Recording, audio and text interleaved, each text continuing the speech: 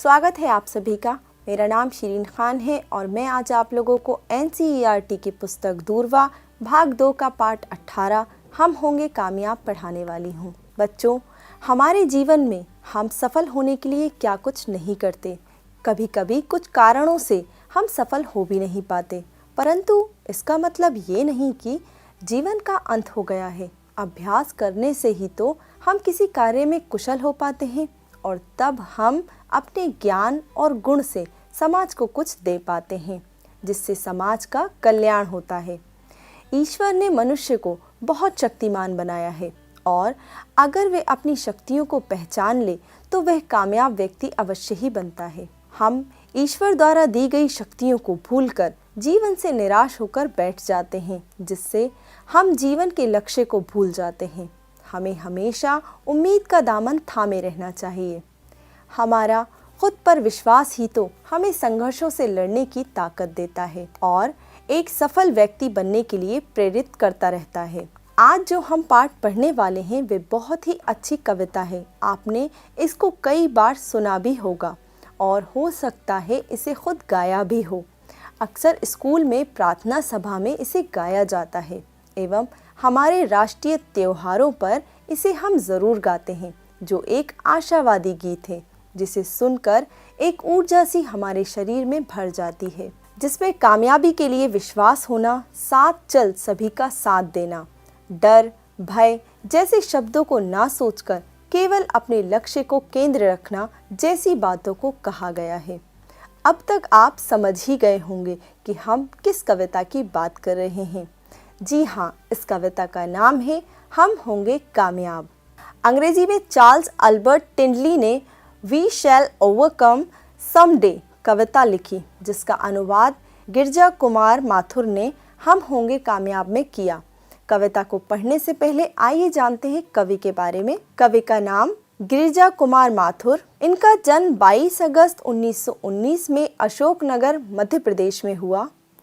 इनकी मृत्यु 10 जनवरी 1994 में दिल्ली में हुई। इनके पिता का नाम देवीचरण माथुर था एवं माता का नाम लक्ष्मी देवी था। ये कवि, नाटककार एवं समालोचक के रूप में जाने जाते हैं। लंबे समय तक गिरजा कुमार माथुर जी ने आकाशवाणी की सेवा की एवं लोकप्रिय आकाशवाणी चैनल विविध भारती इन्हीं की कल्पना है। इनकी कविता में रंग, रूप, रस, भाव सभी का संगम शामिल है। इनकी रचनाएं मंजीर, नाश और निर्माण, धूप के धान, शिलापंख चमकीले। सम्मान और पुरस्कार: मैं वक्त के सामने के लिए हिंदी का साहित्य अकादमी पुरस्कार, के बिरला फाउंडेशन द्वारा दिए जाने वाला प्रतिष्ठित व्यास सम्मान, शाल का सम्मान। तो आइए अब हम कविता का स्वस्वर वाचन करते हैं और इसके भावार्थ को समझते हैं। हम होंगे कामयाब, हम होंगे कामयाब, हम होंगे कामयाब एक दिन। हो मन में है विश्वास, पूरा है विश्वास, हम होंगे कामयाब एक दिन। होगी शांति चारों ओर, होगी शांति चारों ओर, होगी शांति चारों ओर एक दिन।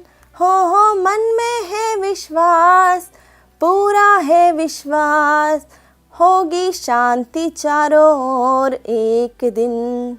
हम होंगे कामयाब, हम होंगे कामयाब, हम होंगे कामयाब एक दिन। हम चलेंगे साथ साथ, हम चलेंगे साथ साथ, डाले हाथों में हाथ, हम चलेंगे साथ साथ एक दिन। हो मन में है विश्वास, पूरा है विश्वास, हम होंगे कामयाब एक दिन। नहीं डर किसी का आज, नहीं भय किसी का आज, नहीं डर किसी का आज के दिन। हो मन में है विश्वास, पूरा है विश्वास, नहीं डर किसी का आज के दिन। हम होंगे कामयाब, हम होंगे कामयाब, हम होंगे कामयाब एक दिन। हो मन में विश्वास, पूरा है विश्वास, हम होंगे कामयाब एक दिन। कैसी लगी ये कविता? आशा करते हैं आपको बहुत पसंद आई होगी।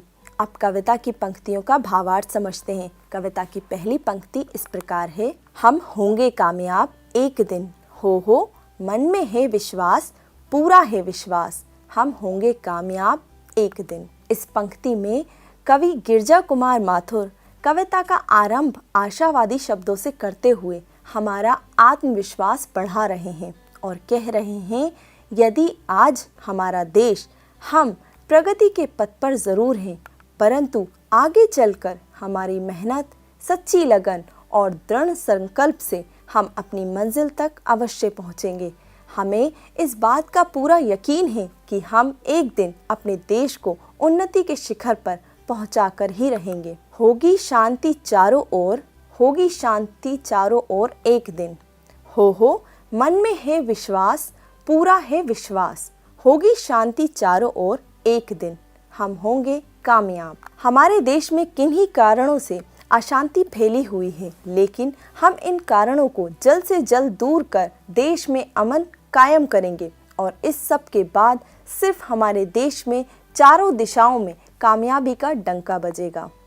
और इस बात का हम सबको दिल से यकीन है, एक दिन ऐसा ज़रूर आएगा जब हमारे देश में चारों तरफ खुशियाँ ही खुशियाँ होंगी। तो बच्चों, देखते हैं अगली पंक्ति, हम चलेंगे साथ साथ, डाल हाथों में हाथ, हम चलेंगे साथ साथ एक दिन, हो मन में है विश्वास, पूरा है विश्वास, हम होंगे कामयाब। इस पंक्ति में कवि ने एकता को प्राथमिकता दी है, क्योंकि इससे हमें शीघ्र सफलता मिल सकती है। ये सत्य है, मिलजुल कर हम सारी बुराइयों को ख़त्म कर, मन से सारे मेल को दूर कर, एकजुट होकर देश को उन्नति की चोटी पर पहुंचा सकते हैं।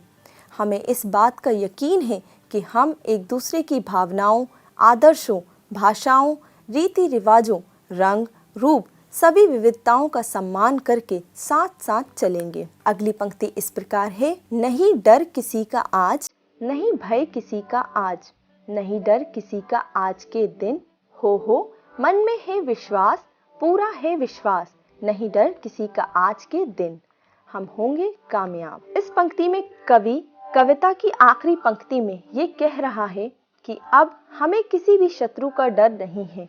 हमने अब खुद को इतना मजबूत बना लिया है कि हम लोग मुकाबला करने में सक्षम हैं।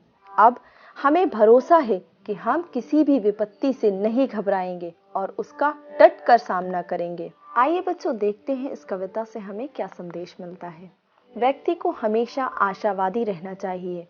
संसार में सर्वश्रेष्ठ होने के लिए खुद पर भरोसा होना जरूरी है, तभी हम मानसिक और शारीरिक रूप से सभी कठिन परिस्थितियों से लड़ सकते हैं।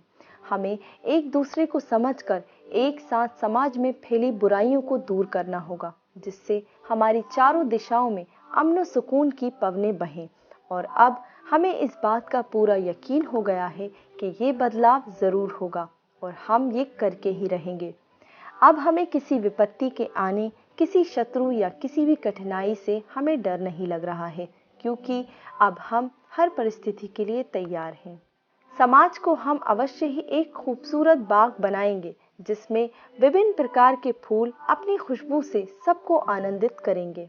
तो आइए बच्चों, गिरजा कुमार माथुर के द्वारा लिखित ये पंक्तियां हम पढ़ते हैं। भरी पूरी हो सभी बोलियां, यही कामना हिंदी है, गहरी हो पहचान आपसी, यही साधना हिंदी है। तो बच्चों, मिलते हैं अगली बार एक नए विषय के साथ, एक नई आशा और एक नई शिक्षा के साथ।